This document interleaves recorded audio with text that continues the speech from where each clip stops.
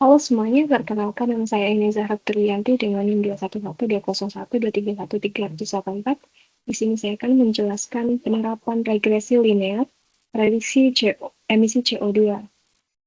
Oke, mari kita mulai aja. Nah, topik pembahasan kita kali ini yaitu problem statement, konsep regresi linear, implementasi, training model, evaluasi model, dan kesimpulan serta saran. Oke, kita lanjut aja ke problem statement. Nah, jadi di problem statement ini ada latar belakang. Latar belakangnya itu emisi CO2 adalah masalah lingkungan global yang serius.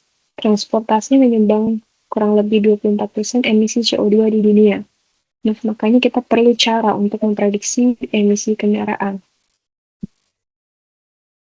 Pertanyaan penelitian, apakah ukuran mesin mempengaruhi emisi CO2? Dan bisakah kita memprediksi emisi berdasarkan ukuran mesinnya?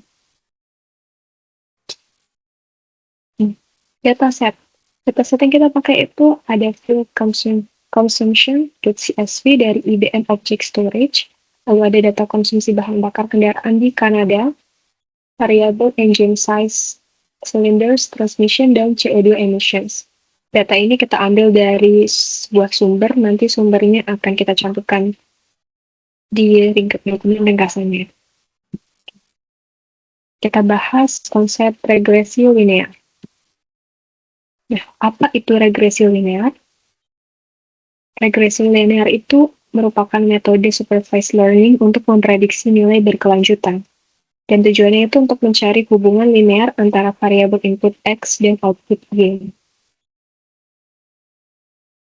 Persamaan matematika dari regresi linear itu Y sama dengan MX plus B, di mana Y itu adalah CO2 emissions atau variabel targetnya, lalu M itu adalah koefisien di mana di sini itu kemiringan garis, lalu ada X di mana di sini itu engine size, yaitu variabel inputnya, dan yang terakhir ada B, yaitu intercept atau titik potong sumbu Y. Jadi, Y sama dengan MX plus B, yaitu variabel target sama dengan kemiringan garis dikali variabel input ditambah titik potong sumbu Y. Nah, cara kerjanya itu gimana sih? Jadi, cara kerjanya itu menggunakan metode least squares. Terus juga meminimalkan jarak antara titik data dengan garis prediksi. Yang terakhir itu mencari garis terbaik yang mempresentasikan data.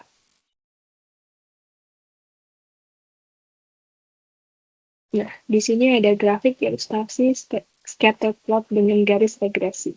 Bisa dilihat scatter plotnya, dan yang merah ini adalah garisnya. Lanjut ke implementasi. Nah, langkah-langkah yang dilakukan dalam implementasinya yaitu yang pertama kita load datasetnya.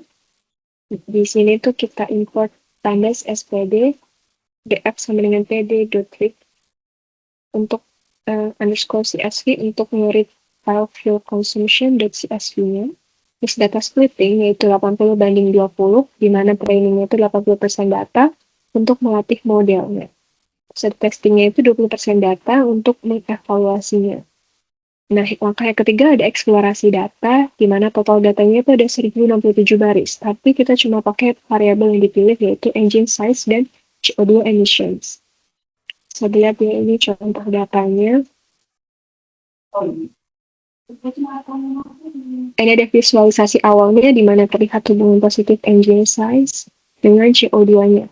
Bisa dilihat karena scatter plotnya naik. Kita lanjut ke training model.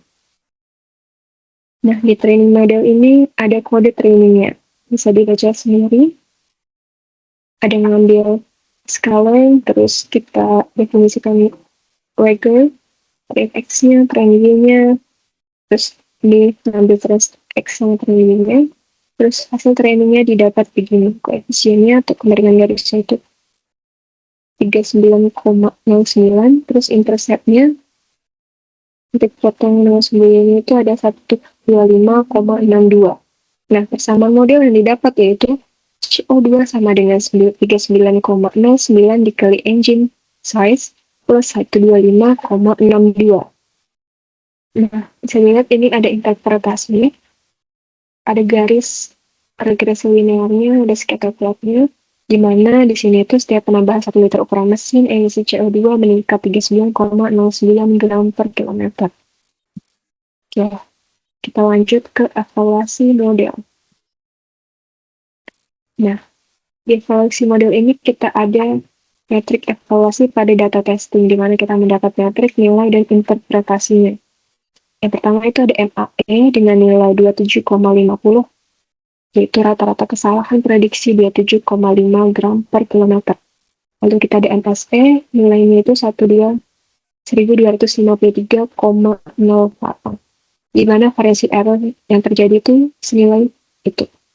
Lalu ada R quadrat score dengan nilai 0,61, di mana model menjelaskan 61% variasi data. Nah, interpretasi hasilnya itu R quadrat sama dengan 0,61, yaitu model bekerja cukup baik, terus ada 30% variasi belum dijelaskan. Berarti ada faktor lain. Nah, MAE sama dengan 27,5, berarti artinya error relatif kecil, rata-rata emisinya 200-300. Yang terakhir ada kesimpulan dan saran. Nah, kesimpulan yang didapat yaitu terbukti bahwa ukuran mesin mempengaruhi emisi CO2. Hubungan linear positif yang signifikan, terus juga model regresi sederhana bisa digunakan untuk prediksi dasar. Saran, yaitu error masih cukup besar, yaitu MAE masih 27,5, dan juga masih ada 39% variasi yang belum dijelaskan. Dan juga ada faktor lain seperti cylinders, transmission, dan full pipe-nya. Oke, mungkin cukup sekian dari saya. Terima kasih.